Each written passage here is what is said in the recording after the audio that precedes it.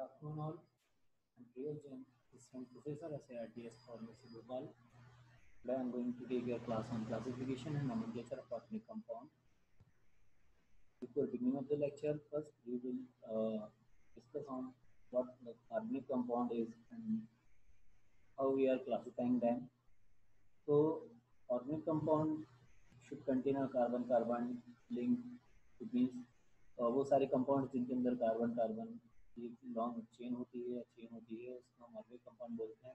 will have carbon and hydrogen in large quantity, and it might also have other atoms such as oxygen, nitrogen, halogens, etc. But does it mean कि organic compound में carbon और hydrogen का abundance तो होता ही है, इसके अलावा इसमें ऑक्सीजन, नाइट्रोजन और हेलोजन की भी प्रेजेंस हो सकती है. और ऑर्गेनिक कंपाउंड्स को फिर यदि क्लासिफाई करें तो दो भागों में बांटते हैं ऑर्गेनिक कंपाउंड्स को. First is the open chain compound, another one is the close chain compound. On the basis of their presence, open chain compounds वो कंपाउंड्स हैं जिनमें एक ओपन चेन स्ट्रक्चर होता है, लाइक कार्बन कार्बन की एक लंबी चेन होती है, दो या दो से ज़्यादा कार्बन की ओपन एंड्स होते हैं. Close chain compound generally cyclic compound होते हैं जिसमें कार्बन कार्बन की कोई चेन नहीं होती, कोई एंड नहीं होता. Basically they contain a chain but they doesn't have any kind of end. They are always in a closed structure. Ring compounds कहलाते हैं. तो open chain compounds and closed chain compounds classify करें. What is organic chemistry? Organic chemistry basically it is a branch of chemistry which deals with carbon compounds. वो सारी chemistry वो organic chemistry वो chemistry है जिसमें हम कार्बन कंपाउंड से deal करते हैं, कार्बन कंपाउंड से डील करते हैं. Organic compounds mainly contain carbon and hydrogen as its main constituent. Organic compounds वो compounds होते हैं जिनमें हाइड्रोकार्बन की प्रेजेंस होती है, कार्बन और हाइड्रोजन मॉलिक्यूल्स की प्रेजेंस होती है. अब नेक्स्ट टू दिस हम देखेंगे कि इनका नॉमेनक्लेचर क्यों जरूरी है ऑर्गेनिक कंपाउंड्स का. कारण organic chemistry is a vast branch as a million of organic compounds are already known. Organic compounds यदि देखा जाए तो बहुत लंबी चेन है, बहुत वास्ट कंपाउंड्स इसमें होते हैं, और चूंकि इतने नंबर ऑफ कंपाउंड्स इसमें होते हैं इसलिए इन कंपाउंड्स को एक साथ आइडेंटिफाई करना बड़ा मुश्किल होता है. And thousand of new compounds are being added to this list every year, और लगभग हर साल इसमें हजारों कंपाउंड और जोड़े जाते हैं. So in order to facilitate the study of such large number of compounds it is necessary to classify them. इसलिए इतने सारे कंपाउंड्स को एक साथ संभालने के लिए, एक साथ मैनेज करने के लिए और उनको आइडेंटिफाई करने के लिए उनको क्लासिफिकेशन ज़रूरी होता है, और उस क्लासिफिकेशन के साथ इनका एक नॉमेनक्लेचर भी करना पड़ता है, वो भी इम्पॉर्टेंट हो जाता है. So in order to classify this organic compound the term nomenclature come into picture. इसलिए जब उनको क्लासिफाई करना पड़ा तो नॉमेनक्लेचर भी करना पड़ा उनका. यदि हम क्लासिफिकेशन देखेंगे ऑर्गेनिक कंपाउंड्स का तो बेसिकली हमने देखा है दो टाइप के कंपाउंड्स होते हैं, open chain compounds as well as the close chain compounds या रिंग कंपाउंड्स या साइक्लिक कंपाउंड्स जिनको बोलते हैं. इसलिए ओपन चेन कंपाउंड्स को हम एसाइक्लिक कंपाउंड भी बोलेंगे, जो दो टाइप के होते हैं, saturated as well as unsaturated. Saturated type के कंपाउंड्स वो हैं जो सारे बॉन्ड से फॉर्म होते हैं, बने हुए हैं, जिसमें किसी भी टाइप का अनस्टेबिलिटी नहीं होती है.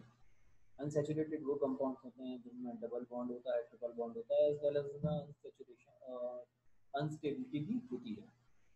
Then some close chain compounds और the ring compounds are there.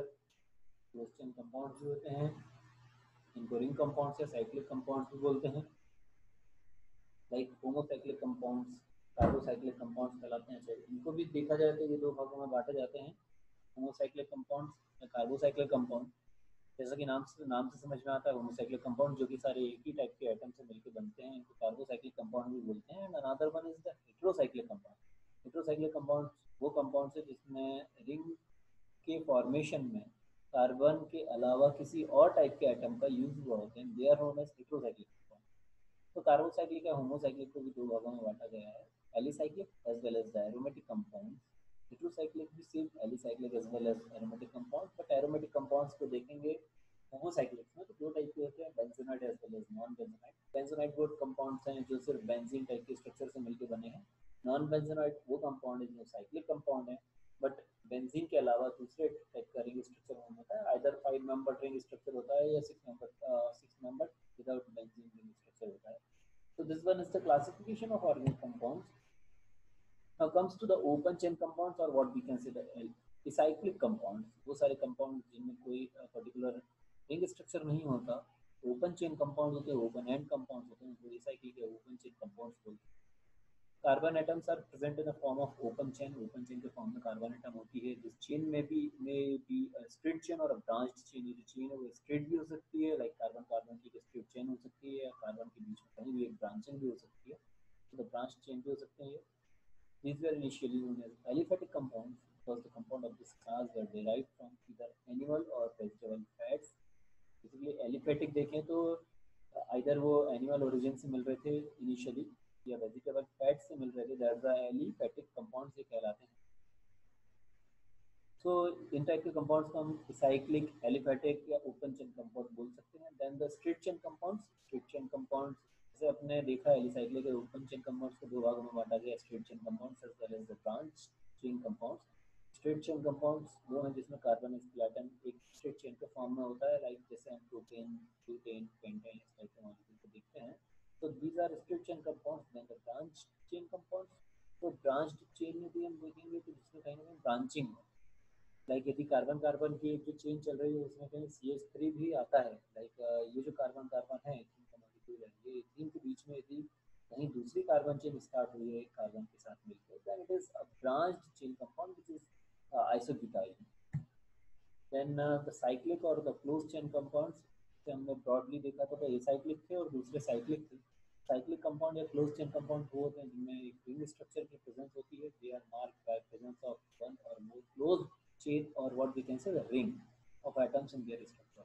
ऐसे कंपाउंड जिनके अंदर कहीं ना कहीं क्लोज चेन या रिंग होती है उनके स्ट्रक्चर में, वो रिंग कंपाउंड्स या क्लोज चेन कंपाउंड कहलाते हैं.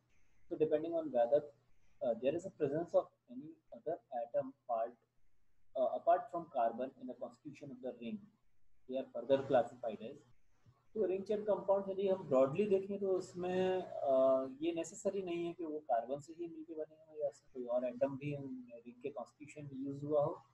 यदि इस तरीके से देखा जाए तो ये क्लोज चेन कंपाउंड्स को भी दो भागों में बांटा गया है, होमोसाइक्लिक एंड कार्बोसाइक्लिक कंपाउंड्स, जिसमें पूरी रिंग कार्बन से ही मिलके बनती है, सो वो कार्बोसाइक्लिक कहलाया. अनदर वन इज हेट्रोसाइक्लिक, जहाँ पे रिंग रिंग के कॉन्स्टिट्यूशन में, रिंग की प्रिपरेशन में कार्बन के अलावा किसी और एटम का यूज हुआ, then it is a heterocyclic compound. So the homocyclic compound is the ring in these compounds are entirely made up of carbon atoms. जैसा कि हमने बात की है, कार्बन के द्वारा ही बने होते हैं ये सारे compound. No other atoms present in the ring skeleton. Ring skeleton में कोई और एटम की प्रेजेंस नहीं होती है. उनको फर्दर डिवाइड किया जाता है एलिसाइक्लिक और एरोमेटिक कंपाउंड्स में. Alicyclic compounds, the name is attributed to their resemblance to aliphatic compounds. Alicyclic इसलिए बोला गया क्योंकि like a aliphatic type का नेचर है उनका, but they are cyclic structure. That's why they are known as alicyclic. मतलब aliphatic plus cyclic. तो चूंकि उनका resemblance है उनका aliphatic compounds की तरह, इसलिए इनको alicyclic compounds कहलाते हैं. The example of this category include cyclopropane, cyclobutane, cyclopentane, cyclohexane, जितने टाइप के साइक्लिक कंपाउंड्स होते हैं जिनमें कहीं अनसैचुरेशन नहीं होता है वो सारे एलिसाइक्लिक कंपाउंड्स कहलाते हैं. Then the aromatic compounds. Aromatic compounds वो कंपाउंड्स हैं जो साइक्लिक तो हैं बट अनसैचुरेशन है उनमें, कहीं ना कहीं अनसैचुरेटेड स्ट्रक्चर है उनका. That's why these are known as aromatic compounds. They derive their name from the Greek word aroma. Aroma एक ग्रीक वर्ड होता है जहाँ से उनका नाम बना है. सो अरोमा का मतलब होता है fragrant smell. Most of these compounds bear a pleasant smell. Generally ये जो एरोमेटिक कंपाउंड्स होते हैं इनके लगभग काफ़ी कंपाउंड्स में प्लीजेंट स्मेल मिली, इसलिए स्मेल की वजह से इनका नाम पड़ा है एरोमा. एरोमा से एरोमेटिक कंपाउंड्स कहलाई. These are further classified into benzenoid aromatic compounds as well as non-benzenoid aromatic compounds. What are benzenoid aromatic compounds? तो बेंजोनाइड एरोमेटिक कंपाउंड्स वो कंपाउंड्स कहलाए जिसमें कहीं ना कहीं बेंजीन रिंग की ही प्रेजेंस हो. They are characterized by the presence of one or more fused or isolated benzene ring as well as their derivatives in their structure. तो बेंजोनाइड एरोमेटिक कंपाउंड्स वो कंपाउंड्स होते हैं जिनमें कहीं ना कहीं बेंजीन रिंग सिंगल अवेलेबल हो या फ्यूजन के फॉर्म में अवेलेबल हो या बेंजीन रिंग का डेरिवेटिव भी प्रेजेंट हो, तो वो बेंजोनाइड टाइप के कंपाउंड कहलाते हैं. साइक्लिक स्ट्रक्चर होता है, that's why these are known as aromatic compound. Basically aromaticity होने के लिए कुछ स्पेसिफिक नियम भी होते हैं कि कोई कंपाउंड कब एरोमेटिक कहलाएगा, उसके कुछ स्पेसिफिक नियम भी हैं कि भाई कंपाउंड के पास यदि डीलोकलाइजेशन है, रेजोनेटिंग स्ट्रक्चर है 4n + 2 इलेक्ट्रॉन से, तब वो एरोमेटिक कंपाउंड कहलाता है। ये कुछ टेक्निकल रूल्स हैं किसी भी कंपाउंड के एरोमेटिक होने के लिए। So depending on the number of benzene rings there are that are fused together in their structure, can be further classified as the monocyclic, bicyclic और tricyclic। अब इन साइक्लिक कंपाउंड्स को जो कि एरोमेटिक नेचर के होते हैं, यदि हम इनको फर्दर देखें तो कितने रिंग्स का फ्यूजन हुआ है, कितनी बेंजीन रिंग्स आपस में फ्यूज हुई हैं, इस बेसिस पे इनको डिवाइड करते हैं monocyclic compound, either bicyclic compound और tricyclic compounds. These are benzenoid aromatic compound. So these are some structures. There are some structures, some examples of benzenite aromatic compounds. What we are going to see here, that there is a benzene comes under aromatic, which shows aromaticity. That's why it is benzenite aromatic compounds. Benzene का खुद का structure ही है, वो aromatic है. That's why it is benzenite aromatic. Toluene, toluene benzene के साथ एक CH3 है, बट देखने वाली बात यह है कि बेंजीन की कॉन्स्टिट्यूशन में कहीं भी किसी और एटम का यूज नहीं किया गया। That's why it is a homocyclic और carbocyclic benzenoid aromatic compound. Orthoxylene, metaxylene, paraxylene, ये सारे बेंजेनॉइड कंपाउंड्स हैं। देन कुछ और भी बेंजेनॉइड कंपाउंड्स हैं जिसमें दो बेंजीन रिंग का फ्यूजन ही है, लाइक नैप्थलीन है, एंथ्रासीन है। नैप्थलीन जिसमें दो बेंजीन आपस में फ्यूज हो रहे हैं, that's why it is known as bicyclic benzenoid aromatic compound, क्योंकि दो बेंजीन का फ्यूजन हो रहा है। देन एंथ्रासीन जिसमें तीन बेंजीन आपस में फ्यूज हो रहे हैं, that's why it is known as tricyclic benzenoid aromatic compound. Then comes to non-benzonide aromatic compounds. Non-benzonide aromatic compounds क्या कहलाते हैं? They are characterized by the presence of single benzene ring to which other groups are attached. Non-benzonide वो है जिसमें benzene का structure नहीं होता है। वो सारे कंपाउंड्स non-benzonide aromatic, वो एरोमेटिसिटी को शो करते हैं। That's why these are known as non-benzonide aromatic compounds that are characterized by single benzene ring to which other groups are attached, जिसमें कोई और ग्रुप्स भी होता है, बेंजीन टाइप की रिंग होती है, और एटम या ग्रुप भी अटैच होता है। Aromatic compounds that contain other highly unsaturated rings in presence of the benzene ring are called as non-benzonide aromatic compounds। यहाँ यदि हम देख पा रहे हैं तो एक पेंटासाइक्लिक स्ट्रक्चर है, एक 7 मेंबर रिंग स्ट्रक्चर है ना, लाइक एजुलिन में, प्रोपोलिन में। तो ये नॉन बेंजोनाइड टाइप की, जिनमें बेंजीन टाइप का स्ट्रक्चर नहीं है, these are non-benzonide aromatic compounds। But फिर भी यदि देखें तो कार्बोसाइक्लिक स्ट्रक्चर है, होमोसाइक्लिक है, so these are non-benzonide homocyclic aromatic compounds। Now come to the point of heterocyclic compounds. What are exactly heterocyclic compounds? When one or more heteroatoms such as oxygen, nitrogen, sulfur, boron, silicon are present in the ring, not in the ring, that are in the ring constitution।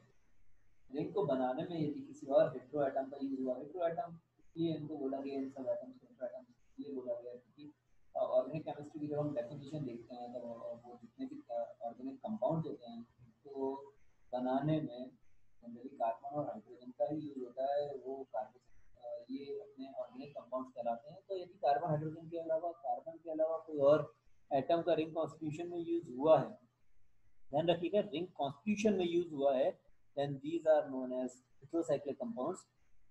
ये भी दो type के होते हैं, alicyclic heterocyclic as well as aromatic heterocyclic. Alicyclic heterocyclic जो कि saturated होते हैं, एलिफेटिक नेचर के होते हैं, that's why these are alicyclic but heterocyclic. मतलब एलिफेटिक नेचर का है, सैचुरेटेड कंपाउंड्स हैं, बट रिंग कॉन्स्टिट्यूशन में किसी और एटम का यूज हुआ है other than carbon, that's why these are alicyclic heterocyclic compounds. Tetrahydrofuran है ना, tetrahydropyron, 1,4-dioxane। So these are examples of aliphatic heterocyclic compounds, also known as alicyclic heterocyclic compounds। Then comes to aromatic heterocyclic compound, वो सारे heterocyclic compound जो unsaturated है, इनके ring structure में carbon के अलावा किसी और एटम का यूज हुआ है बनाने में और एरोमेटिसिटी शो करते हैं, वो एरोमेटिक हेटेरोसाइक्लिक कंपाउंड्स कहलाते हैं। बहुत सारे जनरली जितने कंपाउंड्स मिलते हैं यदि हेटेरोकेमिस्ट्री के अंदर देखें तो अबंडेंस जिनका है वो एरोमेटिक हेटेरोसाइक्लिक कंपाउंड्स का है, लाइक फ्यूरॉन है, थायोथीन है, पैरोल है, पैरिडीन है, ऑक्सीजन है, ट्रायाजीन है, थायाजीन है, पायरिमिडीन है, पाइरिडाजीन है, फ्यूरॉन, बहुत लंबी लिस्ट है। that is about the classification of organic compounds. Now comes to the topic of nomenclature. Nomenclature, आज मैं आपको नॉमेनक्लेचर के बारे में सिर्फ एक ओवरव्यू देना चाहूँगा, व्हाट इज नॉमेनक्लेचर एग्जैक्टली और नॉमेनक्लेचर की क्यों ज़रूरत है। बाकी नेक्स्ट क्लास में देखेंगे नॉमेनक्लेचर क्या होता है। तो जैसा कि in the starting of presentation की स्टार्टिंग में मैंने आपको बताया था कि ऑर्गेनिक कंपाउंड्स बहुत सारी कैटेगरी के होते हैं and there are large number of compound, बहुत ज़्यादा अबंडेंस है ऑर्गेनिक कंपाउंड की। हर साल लगभग 1000 या इससे ज़्यादा ही कंपाउंड्स सिंथेसाइज किए जाते हैं या डिस्कवर किए जाते हैं और जो कि लिस्ट में जोड़े जाते हैं। तो टू आइडेंटिफाई दीज कंपाउंड्स, इनका नॉमेनक्लेचर करना बहुत ज़रूरी है। इनको सेग्रीगेट करने के लिए, इनको बाइफरकेट करने के लिए, इनको क्लासिफाई करने के लिए इनका नॉमेनक्लेचर करना बहुत ज़रूरी है। दैट्स व्हाई इनको नॉमेनक्लेचर किया जाता है, इनका नामकरण किया जाता है। नॉमेनक्लेचर करने की कुछ स्पेसिफिक मेथड्स हैं जो कि इंटरनेशनल सोसाइटी ने दे रखी हैं, क्योंकि पहले जब इनका नॉमेनक्लेचर होता था तो इनके कॉमन नेम, जो रीजनल नेम और what we can say the trivial name के बेसिस पे होता था, जिसमें इनको इनके कॉमन नाम से पुकारा जाता था। बट वर्ल्ड वाइड इनको जानने के लिए, आइडेंटिफाई करने के लिए, ताकि बहुत ईज हो जाए इनको पहचान पाना, दैट्स व्हाई एक संस्था बनी, दैट इज IUPAC, जिसको हम बोलते हैं या IUPAC बोलते हैं या international union of pure and applied chemistry बोलते हैं। इन्होंने स्पेसिफिक नियम बताया कि किसी भी कंपाउंड, कोई भी कंपाउंड यदि वो डिस्कवर होता है तो उसका नॉमेनक्लेचर किस तरीके से होता है। सो गाइस, इसके बारे में और डिटेल हम नेक्स्ट क्लास में देखेंगे। तो that's it for the day and thank you, thanks lot. यदि आपकी कोई क्वेरी होती है तो आप कमेंट बॉक्स में पूछ सकते हैं मुझे, एंड कोई भी क्वेरी आप मेरे से किसी भी टाइम शेयर कर सकते हैं। तो थैंक यू।